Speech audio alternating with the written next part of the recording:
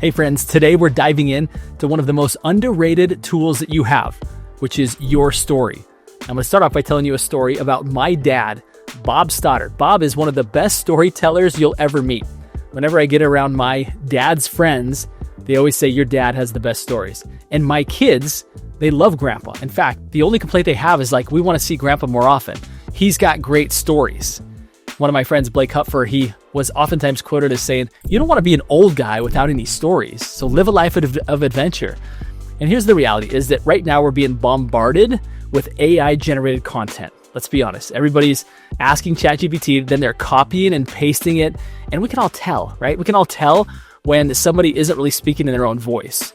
So today I'm going to share with you some secrets about how you can actually continue to leverage some of the most powerful tools ever developed on the planet, aka AI, without losing your voice, without losing your soul to this machine that is imitating you. I'm going to teach you how to lean back on the power of stories, because when you do that and you then couple it with AI, you're going to be absolutely invincible.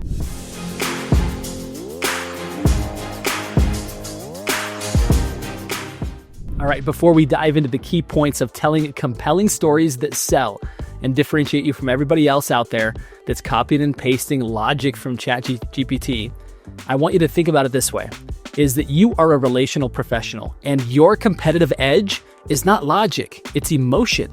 It's connecting with people on an emotional level. And the reality is, these computers that we have grown so accustomed to utilizing, they don't have emotion. They've never felt emotion. They can mimic it, they can say that they have, but at its core, it cannot feel emotion. It's math, it's algorithms. And so that has to be then the differentiator between us and others, is that when we utilize these tools, we have to couple them with stories that evoke emotion, stories that lean on our unique human past and present, and that of those that we've served. Because when we do that, now all of a sudden people not only recognize that logically we have all the right answers, but emotionally we get them. We understand where they're at and we understand where they want to be at. Therefore, we are the ones to help lead them to that bigger and brighter future, which is a great segue into principle number 1, which is why story beats logic. Let's start with a fundamental truth. People make decisions on emotion and then they justify it with logic. And yet what do most business owners do? They try and convince with logic versus persuade with emotion. In other words, they talk about interest rates, square footage, market stats, and on and on. And while it's important to know those things, if they don't come with a story, first and foremost, they don't move people to take action. And number 2, people don't remember them. Think about the last time that you had a conversation with somebody. You probably don't remember the facts as well as you remember a story. Why? Because we as humans are moved through emotion, and stories evoke emotion. And so the fastest way for you to create that emotional connection is through storytelling. Now, you don't need to be a novelist, right? You don't need to be someone who can write this poetic discourse. What you need to do is know how to tell your own stories, because those are the stories that actually matter. People want to know that you've helped somebody that's in their situation to be in a situation that they want to be in. And when they feel that from you, then you become the difference maker. You become the only viable option for them to choose. So let's dive into the elements of a powerful story. So now I want to give you a storytelling framework that's simple and powerful and based on one of the most tried and true storytelling frameworks out there, which is the hero's journey. But I've adapted it for relationship-based professionals. So here are the 6 key elements of a powerful, moving story. Key element number 1 is the hero, which, by the way, is not you. The hero should be the person that you're talking to. You see, everybody wants to be the hero of the story. And if you're the hero, then they can't be the hero. And while they might appreciate hearing about your hero story, you're there to help get them to come with you. Therefore, they want to see how you can help them become the hero. Therefore, you are not the hero, you are the guide. Now, the hero, sometimes we think about a hero with a cape who's invincible. It's like Luke Skywalker at the end of the journey when he could defeat anybody. No, that's not what we're talking about. We want somebody to start who is very relatable, who has flaws, weaknesses, doubts, fears, makes mistakes, because people can relate to that. And they say, oh my goodness, I'm like that guy. I'm like that gal, right?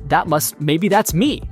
And so in every story, you want a hero. And again, that hero is not you. Your job is to be the guide and to help them believe that maybe they could also go on a hero's journey where that imperfect person inside of them actually ends up being the person who can create the ideal perfect situation for themselves in the future. Number 2, the goal. There has to be a goal. This hero has to want something, not just surface level stuff like, hey, like I want to buy a house, but like I want to have a home in which my kids can feel safe and play in the backyard, and we can create memories on the trampoline looking up at the stars. That way, when they have kids of their own, they'll say the most meaningful experiences of my life were on the trampoline with my dad looking up at the stars, hearing about his life stories, right? That's what I'm talking about. That's the kind of emotional story that you want people to feel. And so with every hero, they need to have a goal. And again, if all you're getting to when you're having conversations with people is surface level stuff, is, yeah, we want to buy a house, it's this big and about this price point, you're missing the emotion. You're talking logic, right? You really want to peel the onion and get them to really think about the deeper thing that they really, really want. And when you can identify a true goal, a deep goal, rooted in emotion, rooted in some future aspiration of who they want to become and why, now we're on the right track. Number 3, the stakes. In other words, there needs to be something at risk. If they don't achieve the goal, something bad happens. Right now, keep in mind, the bigger the stakes, the more attention you'll have. In other words, the bigger the risk, the more interest people have of like, what's going to happen here? Right? So if it's like, I could buy a house, or I maybe could not buy a house, or maybe I'll build a successful business, or if I don't, I always have this other backup plan. Like, who wants to watch that story, right? There's nothing interesting there. We have to create stories that have stakes, where people are deeply committed to the win because the loss is so painful. So going back to my example, right, of having that house, like what I don't want to have is at the end of my days, my kids have no memories with me because we had no place where we really felt safe and secure and able to go into the backyard and have those kinds of experiences. Like that kind of like, ooh, that would be painful, right? Or for them to think that, we could never actually do it because dad wasn't successful enough to get us that safe home environment that we all wanted. Like, eesh, like that just tugs on the heartstrings, right? The stakes are high. Like we can't have that, right? We're trying to help this client be the hero. And if they feel like that they could absolutely fail, now we've got a very emotionally invested person who you're listening to. Now, by the way, these aren't going to come from you. You're going to unpack this and uncover this from them by simply asking questions of like, well, what happens if you don't achieve that? Like, what's worst case scenario? Like, what would actually happen if you were not able to achieve that? And how would you feel about that, right? You start getting into their feelings, into their emotions, and now all of a sudden we've got the right foundation for really continuing the story. Element number 4 is the conflict. Now, this is similar to the stakes. The stakes are the downside, but the conflict is actually what could get in the way, right? It's not just that the stakes of what happened if I don't achieve this, but more importantly, it's the thing that's causing interference. So using an example of Star Wars, right? Darth Vader would be the conflict. He's the one that's trying to overturn the good, right, in the galaxy. And I'm probably not that brushed up on my Star Wars facts, but you get the point, right? He's the one that's going to cause chaos. He's the one that's going to interrupt and overthrow. And now this doesn't have to be a person necessarily. It could be the market, right? It could be a lack of inventory. It could be the fact of having the right professionals around you to guide you to get that ideal home in a very competitive market, right? Like having the conflict, like this is what's at stake, is that there are homes out there that would be ideal for your family and they're very competitive. It's going to be a multiple offer situation. And if we don't have the very best offer presentation skills and negotiation tactics, we're probably not going to get the property, right? To where that kind of conflict of this is not just what's at stake, but here's what's in our way. And again, it's very similar to the greater the stakes, the greater the attention, the greater the conflict. Like we as humans, for some reason, we love drama. And so like the more potential conflict and stuff standing in our way, the more attention people give to it. Because like, how's the hero ever going to come out the other side of this, right? So it's okay to let people experience the reality of that there's a conflict, right? But to be very calm, cool, collected, and then ensuring people that like you've helped people through this before. Element number 5 is the guide, and that is you, my friend. Yes, you. You see, most business owners, they make a mistake in telling a story. If they tell their own story, they beat their own chest. They're like, yeah, that's me. Here's all my testimonials. Here's all my top producer awards. Here's why I'm so great. And by the way, that's not what people care about. They're like, okay, I'm happy for you, but how's that going to help me, right?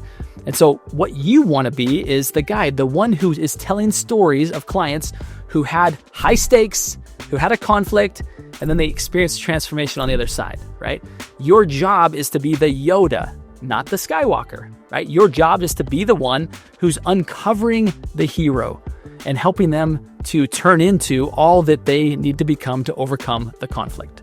So again, know your role. Your role is to be the Yoda, and you do that by not just telling your own story, but by telling the stories of others that you've guided. And now for element number 6, which is the transformation. This is where the hero goes from unassuming hero to true hero. They confront the conflict with all of the large, high stakes looming around them. They overcome and they transform into the person that they were all along. They just didn't realize it. Keep in mind, the way that you help people to emotionally connect to you is by telling that story of other people overcoming the conflict. So for example, I talked about this concept of getting the right home, the perfect home for your family to be able to create those wonderful memories.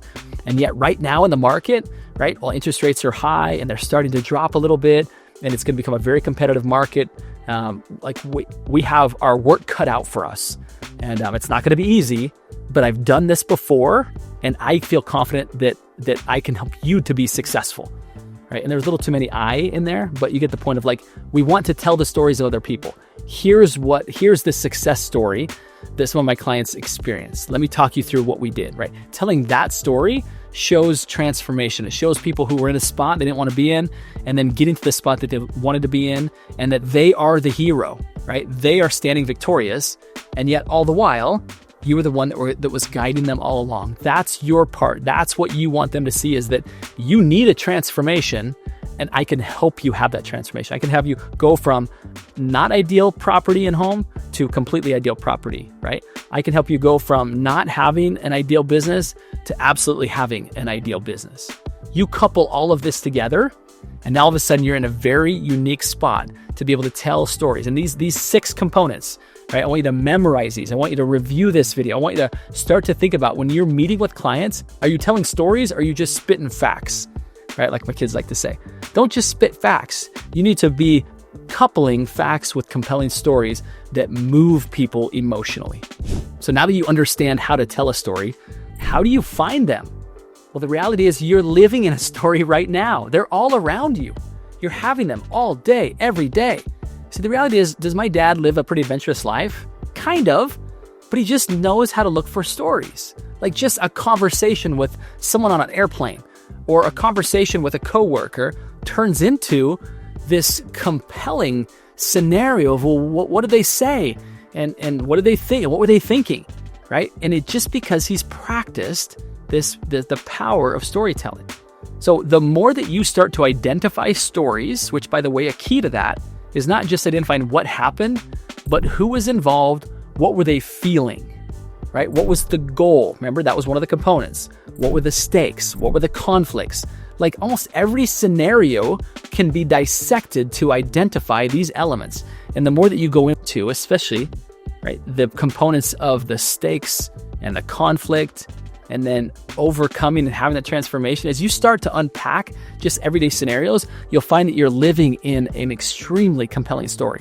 And if you're like, my life is still so boring, Justin, I don't have that much. Well, part of it is leveraging the stories of other people. Now, don't embellish it as your own, but tell the stories of coworkers, of people who are around you, right? Again, you don't have to say that they're yours, but you can still tell the story. Let me tell you about some clients served by a close colleague of mine, right?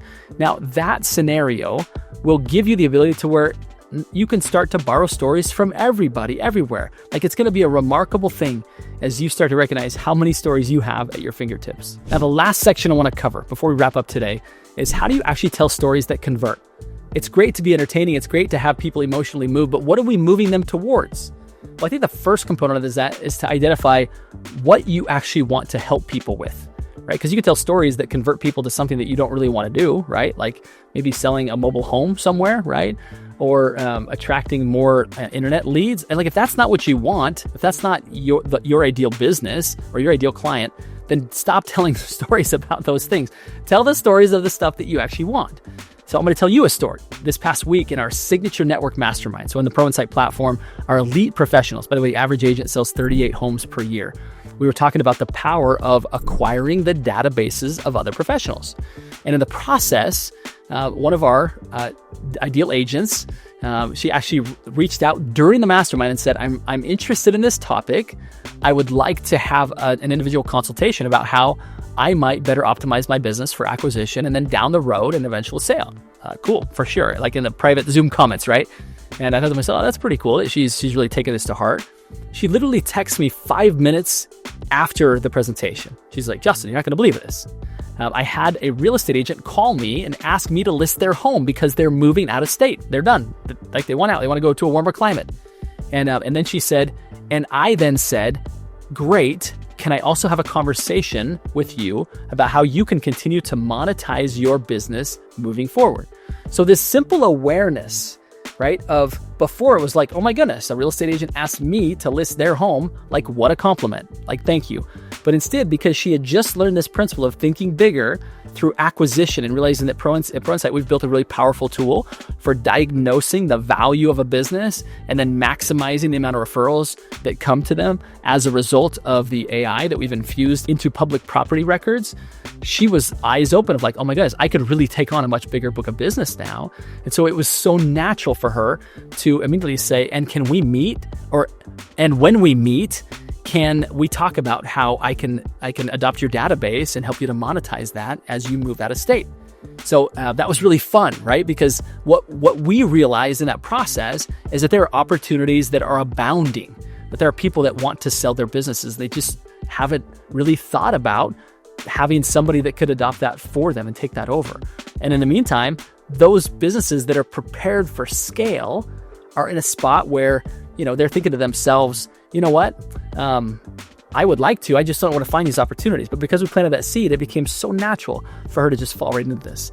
So that's the big takeaway from all of this, is that as you start to identify the right conversion that you want, right? The right clients converting to the right thing, then you can start to backfill in the stories. What are the stories that I have that support this, that make up those 6 key elements? You remember what they are? Should I pop quiz you? All right, let's go through them together. There's the hero, there's the goal, there's the stakes, there's the conflict, there's the guide, and there's the transformation, right? Those 6 elements are key for you to start to identify and craft stories of your own that, again, coupled with all of the logic and data that AI can give us, you couple that together with those compelling stories, the right stories to the right people at the right time. Like I said, you're going to be invincible, baby. I can't wait. I'm so excited for you. If this has been helpful, be sure and subscribe, hit the little bell notification. And by the way, if you're interested in joining the ProInsight platform to be around other elite professionals that are optimizing their business for acquisition and then for sale, please contact me. Put a note in the comments. Just email me. I'd love to have a conversation with you. Thanks again, and I'll see you on the next episode.